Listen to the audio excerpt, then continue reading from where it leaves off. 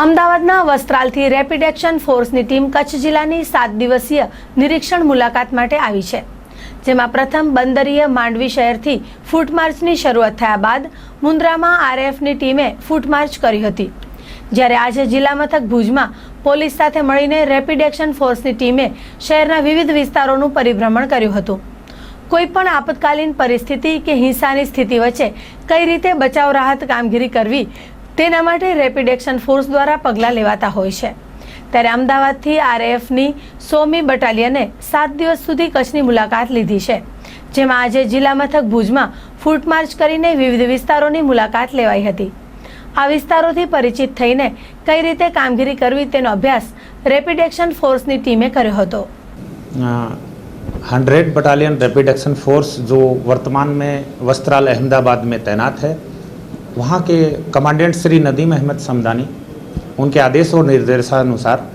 RF की एक platoon जो श्री उगमाराम असिस्टेंट कमांडेंट और inspector Mukesh Kumar my self, इनके नेतृत्व में एक प्लाटून भुज जिले में दिनांक 4 जुलाई से 10 जुलाई तक 7 दिनों के लिए परिचित अभ्यास के लिए आई हुई है। इस अभ्यास के दौरान हम लोग भुज जिले के संवेदनशील और अति संवेदनशील सभी थाना क्षेत्रों का भ्रमण करेंगे और वहाँ की भौगोलिक स्थिति की जानकारी, आने जाने के रास्ते, वहाँ के लोगों का रवैया, लोगों से आपसी व्यवहार, सांप्रदायिक सद्भाव, इन सब की जानकारी तथा साथ ही पुलिस स्टेशन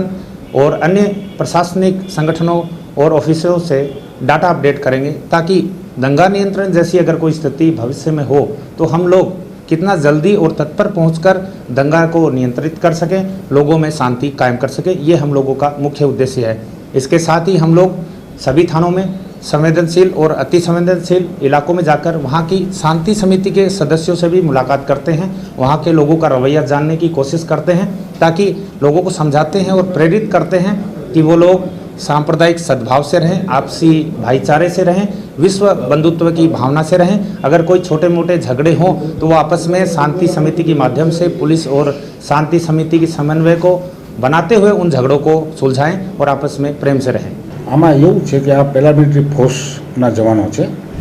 અને એમનો ખાસ કરીને ઉદ્દેશ એવો હોય છે કે જ્યારે પણ કાયદો વ્યવસ્થાની પરિસ્થિતિ કથળે ત્યારે અમે એ લોકોને બોલાવતા હોઈએ છીએ અને ખાસ કરીને ભૌગોલિક પરિસ્થિતિના એ પોતે માહિતગાર થાય અને એને કારણે અમે અત્યારે જુદે જુદે ઠેકાણે આપણે ફ્લેગ માર્ચ રાખેલ છે। એવી રીતે આપણે ભુજમાં બસ સ્ટેશન વિસ્તાર, ભીડનાકા એ દરેક ઠેકાણે રાખેલ છે અને એવી જ રીતે એ ગઈકાલના એમ કે માંડવી, મુન્દ્રા પણ હતા, એટલે કચ્છના જુદા જુદા સ્થળોએ મેઇન જે મુખ્ય સ્થળો છે ત્યાં એમની ફ્લેગ માર્ચ રાખવામાં આવે છે। હા, એમાં આપણા પોલીસ સ્ટાફના માણસો પણ હોય છે અને પેરામિલિટરી ફોર્સના લગભગ 30 માણસો, 30 જવાનો સાથે હોય છે અને એ રીતે ફ્લેગ માર્ચ થાય છે। ઉદ્દેશમાં ખાસ કરીને એ છે કે ભૌગોલિક પરિસ્થિતિના એ પોતે જાણકાર હોવા જરૂરી છે। જ્યારે એમ કે કોઈ પણ એવા કોમ્યુનલ બનાવો બને ત્યારે એ સંજોગોમાં એમ કે એ પોતે જો ભૌગોલિક પરિસ્થિતિના માહિતગાર હોય તો એમને એ જગ્યા બતાવવાની જરૂર નથી રહેતી, એટલે એ જગ્યાના માહિતગાર એમને કરવાના હોય।